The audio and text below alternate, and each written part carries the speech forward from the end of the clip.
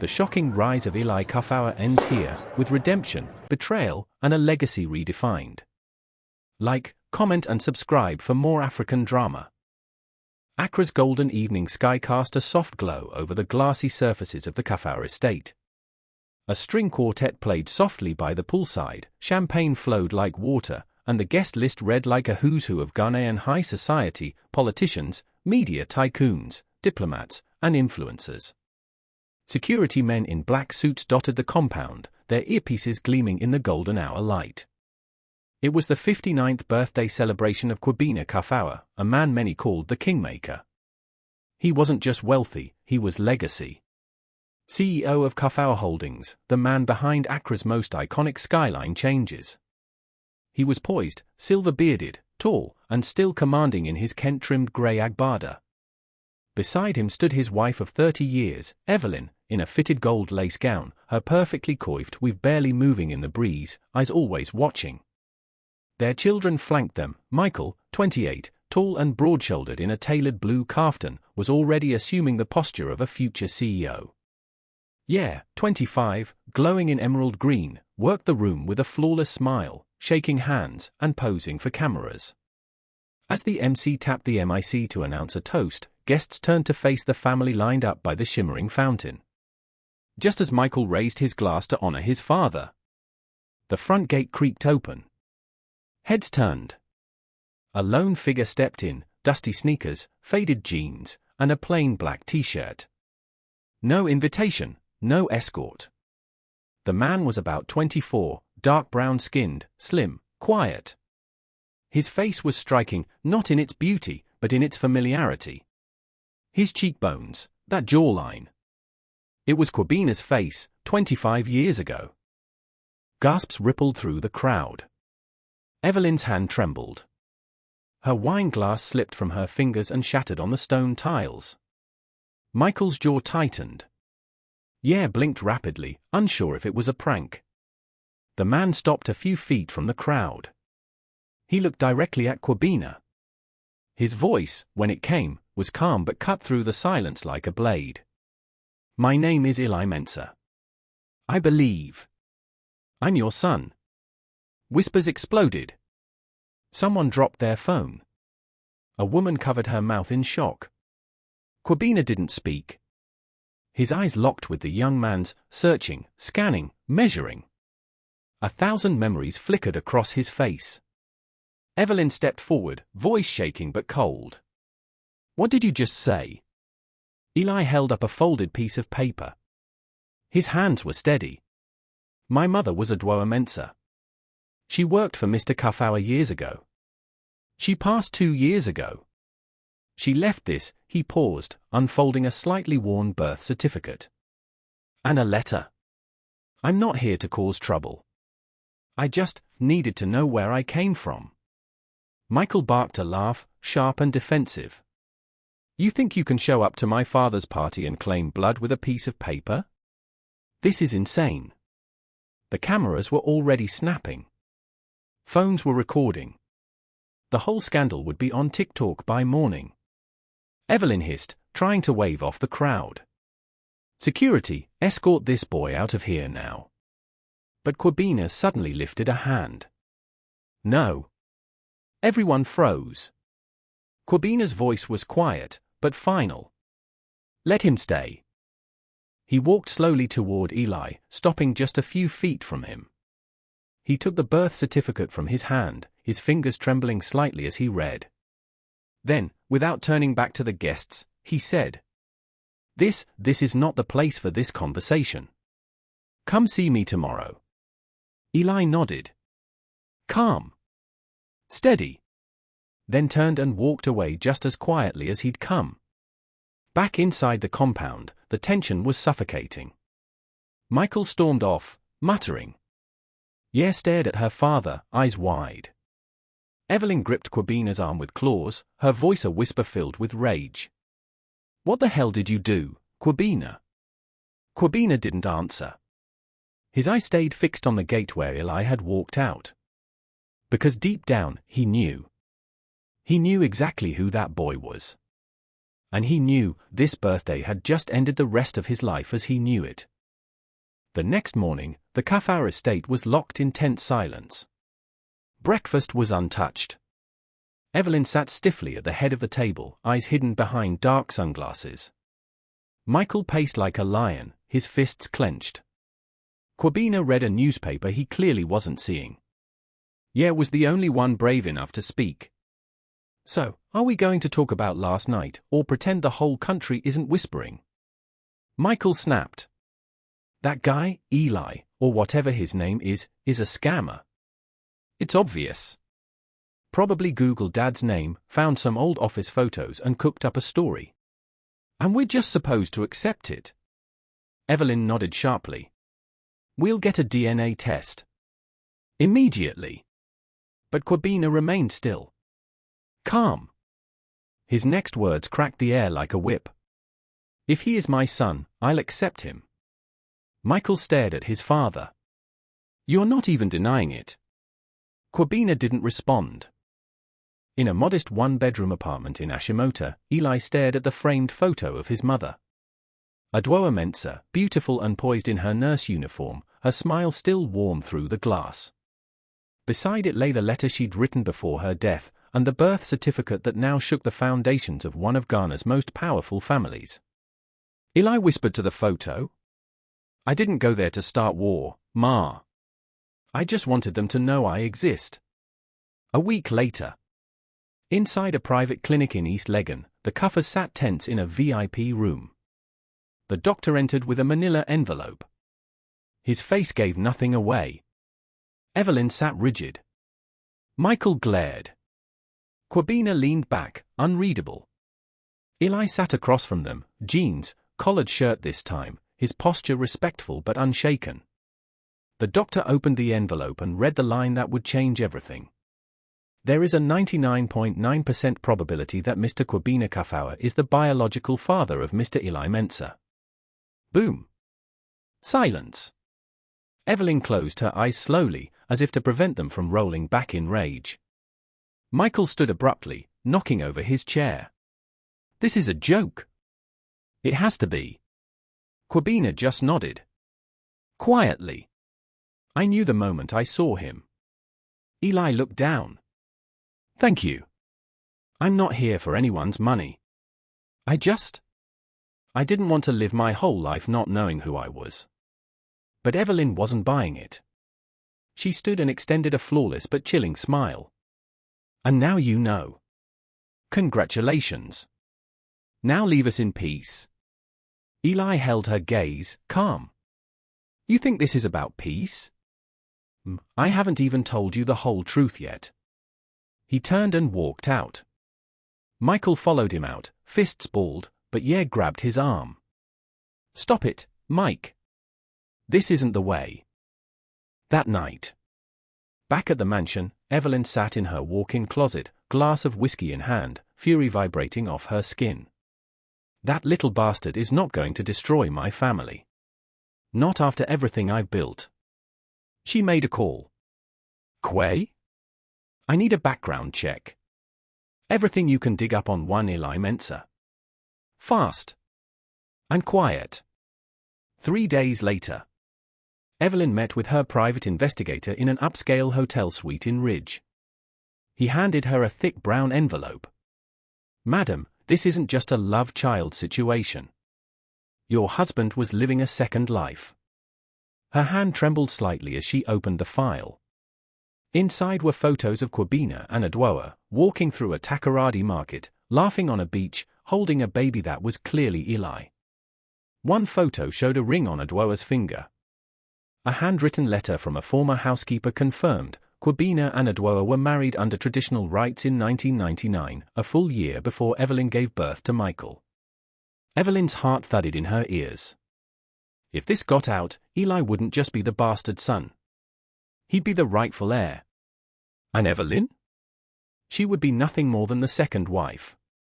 My God, she whispered. She reached for her phone with shaking fingers, her voice cold and calculating. Find out if that customary marriage was ever annulled. And dig into Adwoa's will. I want to know everything that woman left behind. The Kuffour mansion was no longer the symbol of elegance and power it had once been. It had become a war zone. Evelyn barely spoke to Kwabena. Michael refused to even sleep under the same roof. And yeah? She was trying desperately to hold the crumbling empire together while the outside world watched with popcorn in hand. Because by now, the press had caught on. Breaking news: the CEO of Kuffour Holdings, Kwabena Kuffour, is facing a paternity scandal that could shake Ghana's corporate elite. Sources confirm that a 24-year-old man named Eli Mensah is not only his biological son, but, according to new findings, may have been born before the CEO's first official son, Michael. Could this make him the rightful heir to one of Ghana's biggest real estate dynasties? Newspaper headline: CEO's love child claims fortune. Blog gossip title: From Takoradi to Trisako, the illegitimate son who might take it all. Eli was born on May 15, 2000. Michael? July 4, 2001. More damning, Kwabena and Adwoa were married in a customary ceremony in 1999, witnessed by her late uncle and two elders in Takoradi. There was even photographic evidence, grainy but real. And it had never been annulled. Which meant Kwabena's real marriage to Evelyn may have been invalid in the eyes of customary law. That made Eli not just the bastard, but the legitimate firstborn. And legally, heir to the throne. Kuffour Mansion. Evelyn cornered Kwabena in his study, shoving the documents in his face. You married her. You married that woman before me. Kwabena didn't deny it.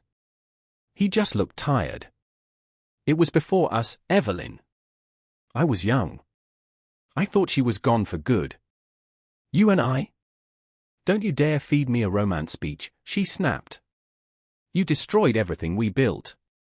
Michael, already hot-tempered, went from cold fury to reckless fire. He was spotted at Bloom Bar throwing punches after someone whispered firstborn behind him. A leaked video showed him drunk at Kempinski, smashing a glass in front of a server. In a viral clip, he shouted, "He's not getting one Sadie from my father's company. I'll burn it down first." Back home, he screamed at his father, "You really chose him over me?" A street boy from Takoradi. Kwabena tried to reason. It's not about choosing. It's about what's right. Michael was trembling with rage. He'll ruin this family. And if you won't stop him, I will. Ye invited both brothers to meet at a quiet cafe in Labuan.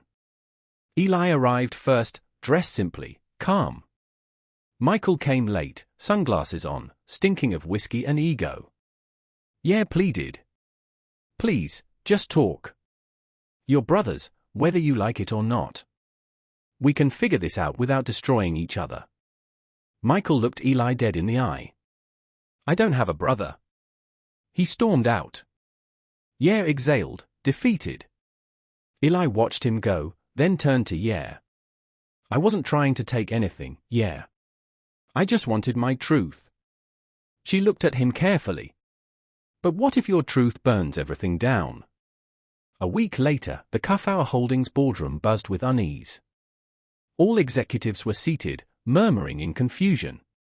Evelyn and Michael sat tense at the far end. Kwabena entered slowly, with a heavy expression. Then the doors opened again. Eli walked in. But this time, he wasn't in jeans. He wore a tailored navy blue suit. Simple. Clean. Powerful. He walked to the head of the table, flanked by two lawyers. I'm not playing. I've partnered with key shareholders. And I've secured backing from a silent investor. I now have controlling interest.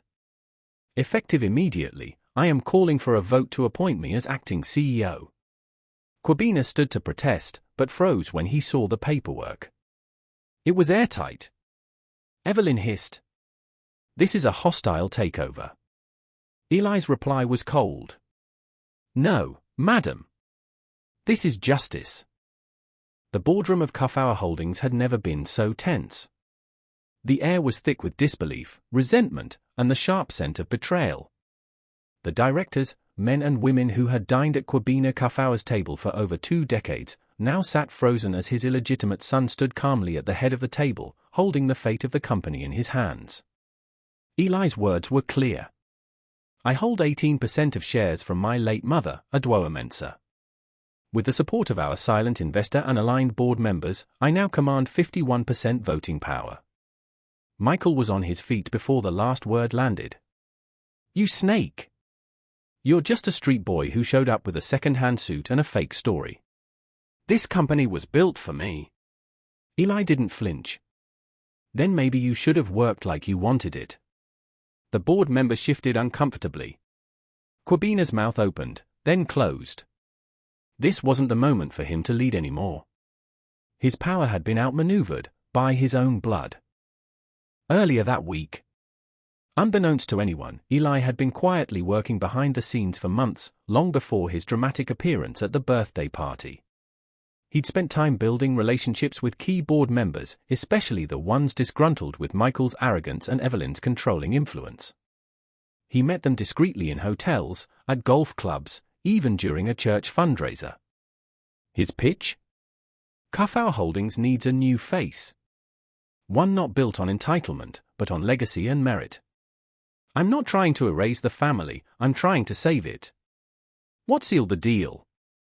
A silent investor with deep pockets, willing to purchase enough dormant shares to tip the balance. Back in the boardroom. The room voted. One by one, names were called. Some paused before answering, but ultimately, the numbers spoke for themselves. Eli was declared acting CEO. Michael sat back in shock, his face pale with disbelief. Evelyn stood up, voice shaking with fury. This is a coordinated ambush. You think you've won because you played a few people? You think this company will follow you? Eli looked her straight in the eye. They'll follow competence. And right now, I'm the only one offering it. He turned to the board. Effective immediately, Michael Kuffour is suspended from all executive duties pending audit review. Any interference with company operations will be treated as sabotage. Michael lunged until 2 security guards stepped in. Get your hands off me, he yelled, furious. You're not family. You're a fluke. Eli didn't respond. Because he didn't need to. Outside the building, there was a media frenzy. Cameras clicked as Eli exited the front doors of Kuffour Holdings headquarters, flanked by lawyers and 2 rebranded PR representatives. Reporters screamed questions. Eli, is it true you overthrew your father and brother?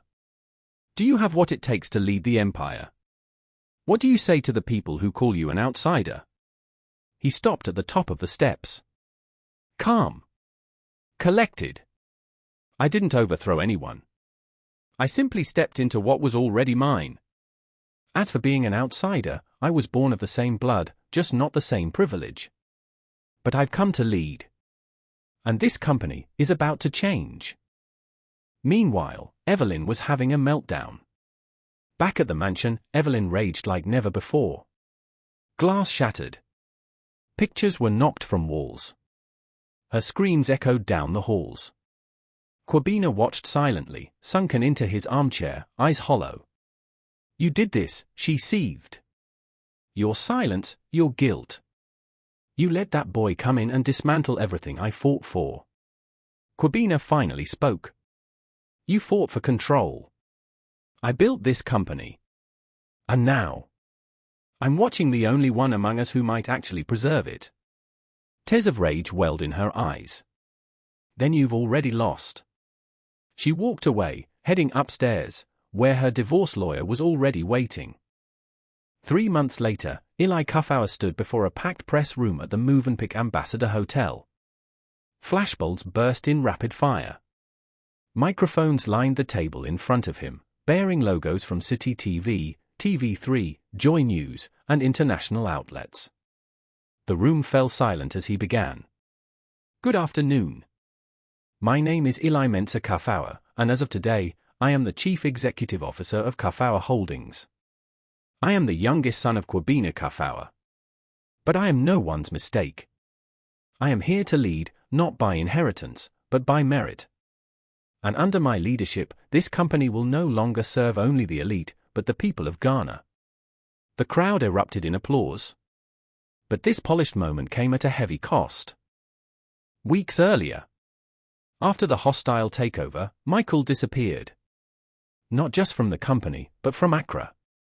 Rumors swirled, some said he was in Kumasi, others whispered he'd flown to Dubai. No one could reach him, not even Evelyn. Then a grainy video leaked, Michael, disheveled, at a nightclub in Osu, getting dragged out by bouncers after shouting, "My family stole everything from me. That bastard isn't a Kuffour." The press went wild. Yeah issued a calm statement. "We love our brother. But Kuffour Holdings is focused on stability, growth, and transparency moving forward." Behind the scenes, Yeah and Eli paid for Michael's rehab, no cameras, no drama. Yeah told Eli, "He's still our brother. Even when he's a mess." Evelyn filed for divorce a week after the board meeting. The media tried to frame her as the villain, but she flipped the narrative. "I built a family. I protected my children. I married a man who promised me the world, only to find out I was a footnote in his story." She sold an exclusive to a major magazine, complete with photos from her wedding to Kwabena, and strategically leaked Adwoa's customary marriage certificate to the blogs. It backfired. Public sympathy swung toward Eli, who refused to publicly bash Evelyn, even when prompted. She was trying to protect her family. I can't fault her for that. Kwabena remained in the mansion, until a mild stroke sent him to Nyaho Medical Center. Word spread quickly, and once again, cameras circled the family. But only one person visited him consistently. Eli. Every night, Eli sat beside his father's bed, sometimes reading contracts out loud, other times just watching the heart monitor blink in steady rhythm. One night, Kwabena finally spoke. "I failed both of you. Michael and you." Eli nodded slowly. "But you tried to fix it. That counts for something." Kwabena reached out, hand trembling. "Don't let it make you hard. Don't let the empire turn you into me." Eli squeezed his hand. "I'll build something better." Weeks into his new role, Eli was digging through the archives at the company's legal office when he found a sealed envelope addressed to "my son." Inside, a handwritten letter from Adwoa, and share transfer certificates for an additional 12% ownership. Adwoa had never told him. With these new shares, Eli now owned 63% of Kuffour Holdings. He could dissolve the board. He could fire anyone. He could sell the company if he wanted to. Instead, he called a board meeting. Power isn't about what you control. It's about what you protect. From now on, executive bonuses will be cut by 40%. The funds will go toward affordable housing projects in Cape Coast, Takoradi, and Tamale. Shock. We're not here just to build estates for the rich. We're here to change the landscape, for everyone. Back at the press conference, a young journalist raised her hand. "Mr. Kuffour, you've been called a scandal. A mistake. A threat. What do you say to those people today?" Eli paused. Then smiled. "They were right. I was a scandal. I came from nothing. I was unexpected. But I've become what this family needed. What this company needed. I may be the youngest, but I am also the wisest." Flashbulbs burst. Reporters jostled for quotes. Yeah watched from the wings, pride in her eyes. And somewhere in a hospital bed, Kwabena Kuffour smiled faintly, and finally, rested. The Kuffour legacy continued, but under a new name, a new vision, and a CEO the world never saw coming. The end.